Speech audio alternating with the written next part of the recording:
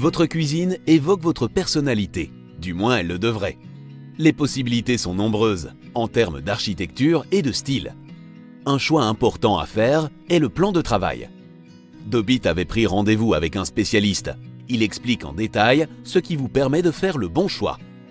Le premier groupe de plans de travail est constitué de plans de travail en bois et leurs dérivés. Bien entendu, le bois massif est la première possibilité.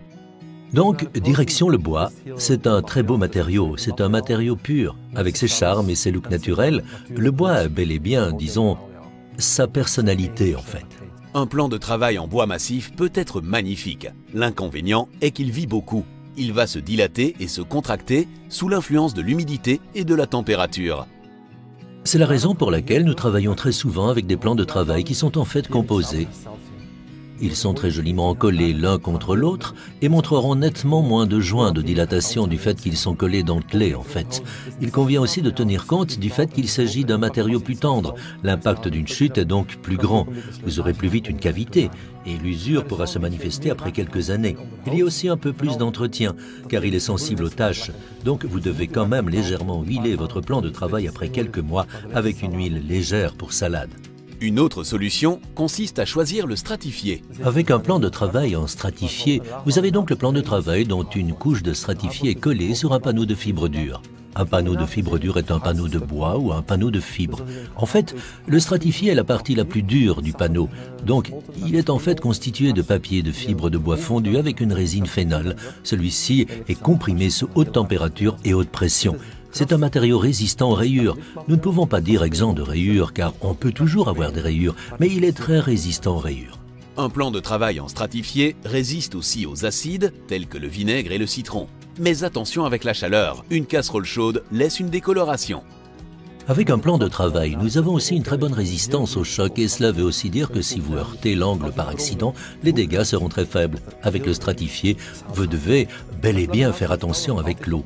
Car si l'eau s'intercale par exemple entre la plaque de cuisson et le plan de travail en stratifié, le gonflement de l'eau crée un épaississement. En ce qui concerne la longueur du plan de travail, nous avons une longueur allant jusqu'à 4 mètres. Donc un plan de travail de 4 mètres de long sans un seul cordon de soudure est très apprécié par de nombreuses personnes, ce qui n'est pas possible dans d'autres matériaux. En fait, de nombreux plans de travail sont limités en longueur. Les gens ont peur de faire réaliser un plan de travail en 2 parties, par crainte que le joint soit en fait très visible. Comme vous le voyez ici, le joint est en fait très bien intégré. Cela veut dire qu'il est réalisé très plane.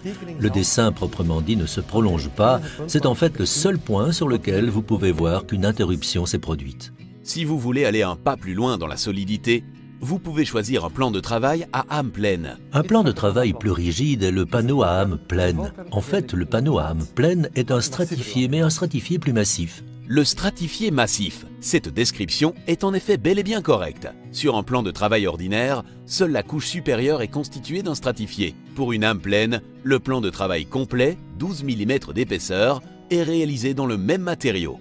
En fait, il est constitué de papier de fibre de bois imbibé de résine phénol. C'est une résine qui devient très dure sous l'influence de la température et de la haute pression. Le panneau à âme pleine est tout comme le stratifié résistant aux acides et aux rayures. Du fait qu'il est massif, il possède même une légère capacité d'autoréparation. Le point négatif est la chaleur. Pas de grande chaleur parce que nous allons alors décolorer notre plan de travail proprement dit. Les plans de travail à âme pleine sont disponibles dans 2 couleurs, le noir et le blanc. La longueur du plan de travail peut sans crainte aller jusqu'à 4,20 m. Une toute autre catégorie est celle des plans de travail en pierre. La pierre naturelle est en fait le point de départ. Vous pouvez aussi choisir un plan de travail en pierre naturelle. Nous avons donc plusieurs variétés de pierres naturelles, aussi bien le granit que le marbre et la pierre bleue. En fonction du type choisi, vous êtes lié aux avantages et aux inconvénients. Nous examinons les différents types de pierres naturelles. Commençons par le marbre. Le marbre est une pierre calcaire d'aspect luxueux. C'est un matériau très joli et intemporel, disponible dans de nombreuses finitions et couleurs. Le fait que chaque panneau a un dessin unique est la particularité de la pierre naturelle. Un point négatif est que le marbre ne résiste pas aux acides en raison de la teneur en calcaire. Si vous faites une tache de vinaigre ou de citron, cette tache pénètre dans le plan de travail. Avec le temps, cette tache évoluera en une très jolie patine et cette pierre embellit d'elle-même. Naturellement, vous devez pouvoir vivre avec la présence de taches. Chaque plan de travail a également sa forme unique en termes de couleur et de dessin. C'est pourquoi il est bel et bien très important que le client que vous êtes choisisse son plan de travail. Nous pouvons aussi choisir la pierre bleue, et la plus belle provient naturellement de Belgique. Elle vient de Wallonie, de la région de Soigny. C'est une pierre très dure, aussi appelée parfois petit granit. C'est en fait notre côte il y a 5 millions d'années. Vous pouvez aussi distinguer des coquillages ici et là dans le granit.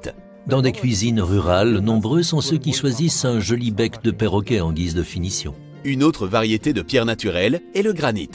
Si vous choisissez un plan de travail en pierre naturelle très facile à entretenir, choisissez le granit. Le granit a l'avantage de résister aux acides. Le matériau est très dur, ce qui signifie aussi d'emblée que votre plan de travail résiste au choc et à la chaleur. Le granit peut recevoir plusieurs finitions.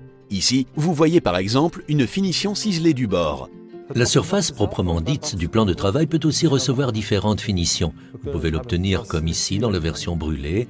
La pierre a été réellement brûlée jusqu'à en faire se détacher des morceaux. Nous atteignons une température d'environ 3000 degrés. Cela en dit déjà long quant à la résistance à la chaleur de votre plan de travail. Le granit est une pierre naturelle et est donc disponible dans de nombreuses teintes naturelles, de bleu à brun, de noir à blanc, avec ou sans dessin. Si vous préférez ne pas avoir de produits naturels et quelque peu imprévisibles, vous pouvez choisir un matériau composite. Si vous voulez un plan de travail ayant les aspects de la pierre naturelle mais une couleur uniforme, nous nous orientons le plus souvent vers le plan de travail composite. Le composite est constitué de 95% de granulats de granit. Cela veut dire des granulés très fins de granit broyés, agglomérés avec des cols, du sable et une couleur. En termes de propriétés, il est résistant aux rayures et aux températures allant jusqu'à 180 degrés. En termes de prix, un composite n'est dès lors pas vraiment moins cher que la pierre naturelle. Ceci provient du fait que le composite engendre bien plus de coûts de production que la pierre naturelle. Cette dernière sort, pour ainsi dire, prête à l'emploi de la roche. Le prix d'un bon composite ou d'une jolie pierre naturelle est à peu près identique et les dimensions sont fixes. De nombreux plans de travail peuvent créer une belle longueur allant jusqu'à 3,20 m, ce qui est parfois plus difficile avec la pierre naturelle. Mais la pierre naturelle et le composite ne sont pas les seuls matériaux pierreux que vous pouvez choisir. Une nouvelle tendance dans l'univers des plans de travail de cuisine est la céramique. La céramique, apparue sur le marché il y a quelques années, est en fait constituée d'un matériau céramique ordinaire bien connu du carrelage. Les dalles de sol sont, il est vrai, réalisées dans un matériau différent de celui du plan de travail. Le plan de travail ici est constitué de granulés agglomérés avec du silicium. Le silicium est en fait une sorte de sable vitreux, disons, qui est cuit à 1200 degrés. La cuisson fait fondre le matériau ensemble et nous obtenons un plan de travail très qualitatif et très dur. La céramique résiste aux chocs, aux taches, aux acides et est quasi résistante aux rayures. Le matériau offre donc de nombreux avantages. En termes de dessin, nous sommes aussi illimités. Nous avons comme ici un ceppo di grès, en fait une imitation d'un plan de travail en pierre naturelle. Nous avons là des looks marbre, donc pour les personnes qui veulent un marbre sans les inconvénients de la résistance aux acides. Entre-temps, nous avons appris à connaître de nombreux matériaux. Il en existe encore bien davantage. Songez au verre ou au béton. Si vous choisissez encore un autre matériau, vous pouvez opter pour l'épuré et le design, comme ici, l'acier inoxydable, aussi dénommé inox en langage populaire. Ceci vous donne un plan très moderne.